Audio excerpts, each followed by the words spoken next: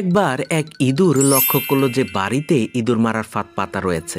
সে খুবই ভয় পেল। ফাঁদটি অকেজু করার জন্য সে ওই বাড়িতে থাকা মুরগির সাহায্য চাইল। মুরগি ঘটনা শুনে জবাব দিল, ফাঁদটি আমার কোনো ক্ষতি করতে পারবে না, অতএব আমি এখানে কোনো সাহায্য করতে পারবো না। মুরগির কাছ থেকে এই উত্তর শুনে ইঁদুর খুব দুঃখিত হলো এবং ছাগলের কাছে গিয়ে সাহায্য চাইল। ছাগল ফাঁদের কথা শুনে বলল, ওই ফাঁদ বড়দের জন্য নয়, আমি এখানে তোমাকে কোনো সাহায্য করতে পারবো না। ইঁদুর ছাগলের কাছ থেকে একই উত্তর শুনে দুঃখিত হয়ে গরুর কাছে গেল। সব কথা শুনে গরু বলল, ইঁদুরের ফাঁদ আমার মতো বড় প্রাণীর কোনো ক্ষতি করতে পারবে না। যা আমার কোনো ক্ষতি করতে পারবে না তাতে আমি সাহায্য করতে পারবো না। ইঁদুর শেষ পর্যন্ত নিরাশ হয়ে তার ঘরে ফিরে এলো। রাতের বেলা বাড়ির কর্ত্রী অন্ধকারের ভেতর বুঝতে পারলেন যে ফাঁদে কিছু একটা ধরা পড়েছে। অন্ধকারে ফাঁদের কাছে হাত দিতেই উনি হাতে কামড় খেলেন এবং দেখলেন ফাঁদে ইঁদুরের বদলে সাপ ধরা পড়েছে। তার চিৎকারে কর্তার ঘুম ভাঙল।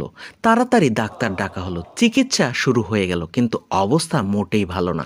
পথ্য হিসেবে ডাক্তার মুরগির স্যুপ খাওয়াতে বললেন। স্যুপের জন্য কর্তা মুরগিকে জবাই করে দিলেন। অবস্থা আস্তে আস্তে আরো খারাপ হতে লাগলো।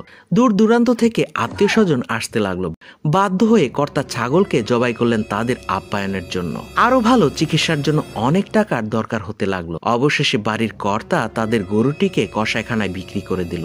এক সময় বাড়ির কর্ত্রী সুস্থ হয়ে উঠল, আর এই সমস্ত কিছু ইঁদুরটি তার ছোট্ট ঘর থেকে পর্যবেক্ষণ করলো। মোরাল অব দ্য স্টোরি হচ্ছে, কেউ বিপদে সাহায্য চাইলে তাকে সাহায্য করা উচিত, হোক সেই বিপদ আপনাকে স্পর্শ করুক বা না করুক। বিপদগ্রস্তকে সাহায্য করা মানুষের নৈতিক দায়িত্ব। কেউ যখন বিপদে পড়ে খারাপ সময় পার করে, তার বিপদে উপহাস বা খুশি হওয়া উচিত নয়। দিন শেষে কাউকে কষ্ট দিলে, কারো ক্ষতি চিন্তা করলে আমরা নিজেরাই তার ফল ভোগ করব। ভিডিওটি কেমন লাগলো? এরকম ভিডিও আরো পেতে চাইলে সাবস্ক্রাইব করে নিচের কমেন্ট বক্সে জানান। ধন্যবাদ।